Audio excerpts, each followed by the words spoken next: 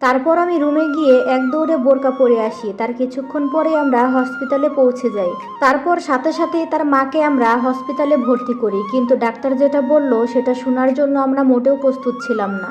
Doctor বলল তার মা নাকি 1 ঘন্টা আগেই দুনিয়া থেকে চলে গেছে। এটা শোনার পর আমার স্বামী অঝরে কান্না শুরু করলো। তখন আমি কি বলবো ভাষা খুঁজে পাচ্ছিলাম না, নিজেকে খুব অপরাধী মনে হচ্ছিল। বেচারা যখন মৃত্যুর সাথে লড়াই করছিল তখন তার কতই না কষ্ট হচ্ছিল, কিন্তু আফসোস আমি পাশের রুমে থেকেও কিচ্ছু টের পাইনি। এত কিছু হয়ে যাওয়ার পরেও আর পাবোই বা কিভাবে? আমি তো ছিলাম আমার কাজে ব্যস্ত, আমি তো ছিলাম প্রেমিকের সাথে ফোনে কথা বলায় মগ্ন। ওই সময় আমি আমার স্বামীর মুখের দিকে কোনোভাবেই তাকাতে পারছিলাম না, নিজেকে খুব অসহায় এবং ছোট মনে হচ্ছিল। আর তখন তার মায়ের জন্য আমার খুব কষ্ট হচ্ছিল। তার মা মানে আমার শাশুড়ি, বেচারা অনেক ভালো মানুষ ছিলেন। নিজে এতটা অসুস্থ থেকেও আমাকে কখনো কাজ করতে দেয়নি। আমাকে কাজ করা দেখলে বলতো তোমাকে কাজ করতে হবে না। আমাকে সব সময় বলতো কোনো কাজ করতে হবে না তোমার, আমি যতদিন বেঁচে আছি সবকিছু আমিই করব, তুমি শুধু সব সময় সেজেগুজে বসে থাকবে আমার পাশে। কিন্তু আফসোস এত ভালো হওয়ার পরেও তাকে কখনো আমি মা বলে ডাকতে পারি। আমার শাশুড়ি মারা যাওয়ার 10 দিনের মাথায় আমার স্বামী আমাকে ডিভোর্স দিতে চায়। সেদিন আমি আমার স্বামীর পা ধরে অনেক কান্নাকাটি করেছিলাম। এতদিন এই সংসারে থেকে আমি এটা বুঝতে পেরেছি আমার স্বামী আর শাশুড়ি অনেক ভালো মানুষ, আর আমার শাশুড়ি তো চলেই গেছেন।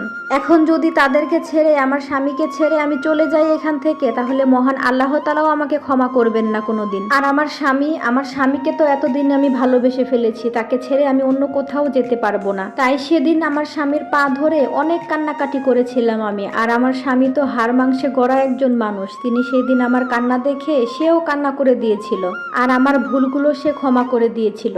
আমার শাশুড়ি মা যেদিন মারা যান সেই দিন আমার বয়ফ্রেন্ডের সাথে শেষ কথা হয়েছিল। আমি সব জায়গা থেকে আমার বয়ফ্রেন্ডকে ব্লক করে দিয়েছিলাম, আর কোনোদিন তার সাথে আমি যোগাযোগ করিনি, আর করবও বা কেন? যেইখানে আমি এত ভালো একজন স্বামী পেয়েছি, আল্লাহর অশেষ রহমতে আমি আমার ভুলগুলো বুঝতে পেরেছি। মাঝে মাঝে ভাবি আবেগের বশে কত বড়ই না ভুল করতে যাচ্ছিলাম আমি। আজ আমার বিয়ের 4 বছর চলছে, আমাদের একটা কন্যা সন্তানও হয়েছে ফুটফুটে। আমার স্বামীকে নিয়ে আমি অনেক সুখে আছি। আমাদের জন্য দোয়া করবেন সবাই, আমরা যেন সারা জীবন এইভাবে হাসি খুশি শান্তিতে থাকতে পারি। দয়া করে আমার মতন ভুল আর কেউ কখনো করবেন না। বিয়ের পরে বয়ফ্রেন্ড টয়ফ্রেন্ড কিচ্ছু হয় না, বিয়ের পরে স্বামীই সব। কিসের প্রেমিক আর প্রেমিকা? যাই হোক, গল্পটি সবার কেমন লেগেছে অবশ্যই জানাবেন। এটা গল্পটির দ্বিতীয় পার্ট, আর প্রথম পার্ট যারা যারা দেখেন নাই সবাই দেখে আসবেন, আর যারা যারা দেখেছেন কেমন লেগেছে গল্পটি অবশ্যই জানাবেন। ও হ্যাঁ, বর্তমানে এইরকম অনেক ঘটনা আমাদের প্রত্যেকটা পরিবারে ঘটে যাচ্ছে, তো ভিডিও বানানোর একটাই উদ্দেশ্য